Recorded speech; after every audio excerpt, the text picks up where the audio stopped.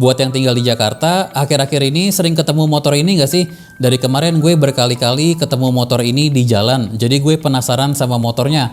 Ternyata motor ini tuh merek Electrum. Kalau namanya nggak asing, mungkin kalian pernah lihat Electrum di motor Gogoro. Bener gak? Jadi Electrum tuh singkatan dari elektrik nyetrum. Oh my god! Wow! Bercanda guys, gue nggak tahu Electrum tuh singkatan atau bukan. Yang pasti mereka perusahaan dari PT Goto, Gojek Tokopedia. Awalnya mereka beli motor Gogoro ini dari Taiwan, sekaligus sistem baterai swap mereka terus ditempel nama Electrum. Setahu gue motor ini cuma buat disewain ke driver Gojek, nggak dijual secara umum.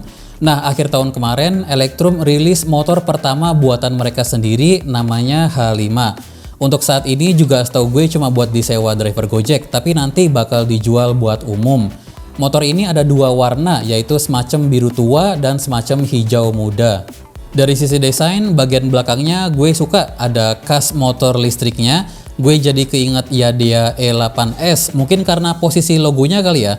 Tapi bagian depannya jujur gue kurang suka.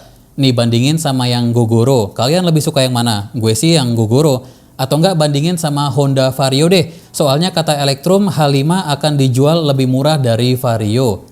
Motor ini ada dua versi, yaitu H5 Eco dan H5 Performance.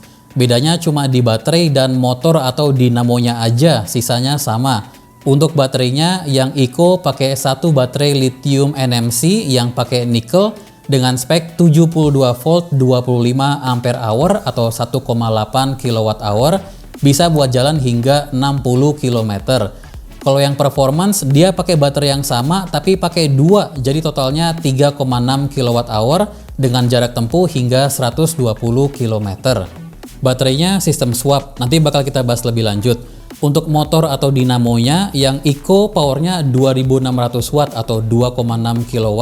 Itu sebenarnya udah bertenaga. Motor yang terakhir kita bahas aja 1000 watt, ini 2600 watt.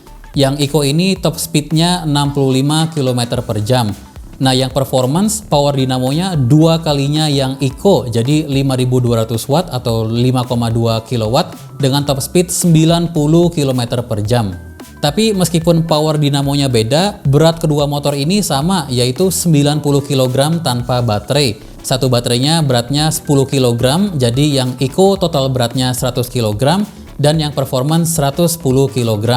Posisi baterainya ada di bawah pantat kita, bagasinya cukup luas buat jas hujan atau helm, decknya juga luas buat galon air, ada laci buat naruh barang kecil, di dalamnya ada colokan USB buat ngecas HP, ada gantungan, kunci kontaknya model yang keyless plus kunci biasa, kayak di Davigo Dragon S yang dulu kita bahas, tapi yang ini ada lampunya jadi tampil lebih keren.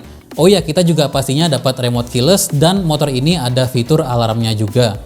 Tombol-tombolnya simple, di kiri ada buat klakson, buat sen, dan buat mode lampu.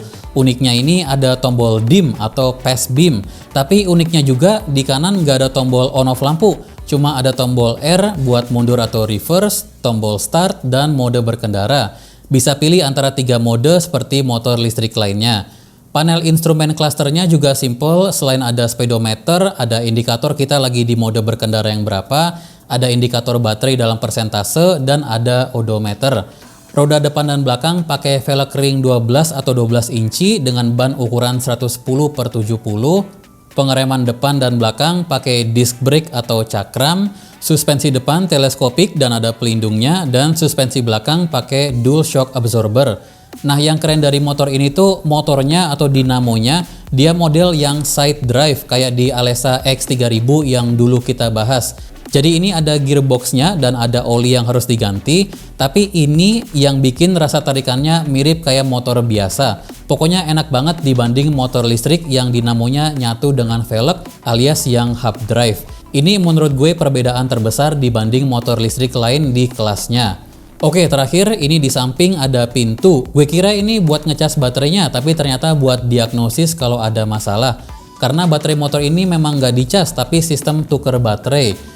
Saat ini motornya cuma bisa disewa driver Gojek.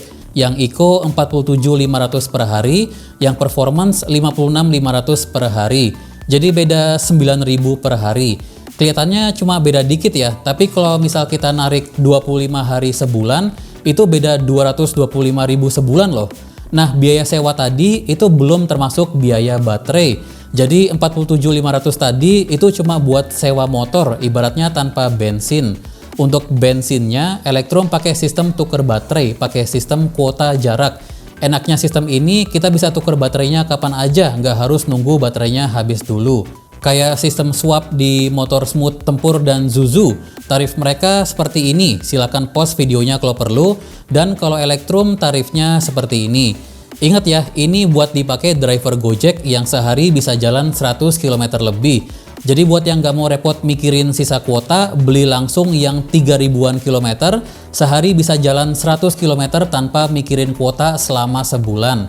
Tarifnya Electrum menurut gue bersaing, tapi kalau dihitung sebenarnya biaya bensin motor ini nggak jauh dari motor biasa, utamanya buat yang sehari-hari pakai Pertalite. Nggak cuma tarif Electrum, tarif swap juga sama, lebih irit dibanding bensin biasa, tapi nggak seirit motor listrik yang cas di rumah. Justru kita mau bandingin biaya cas di rumah versus sistem tuker baterai. Jadi subscribe biar nggak ketinggalan videonya. Jangan lupa klik link yang ada di deskripsi, itu link toko Ridista. Kita jual ratusan produk dengan harga murah, di Tokopedia kita udah Diamond 5 loh. Atau bisa belanja langsung ke Ridista di Mangga Besar, Jakarta Barat di seberang Lokasari, atau ke Ridista yang di Senen Jaya, Jakarta Pusat di depan BCA. Gue Dimas Setiawan, see you in the next video.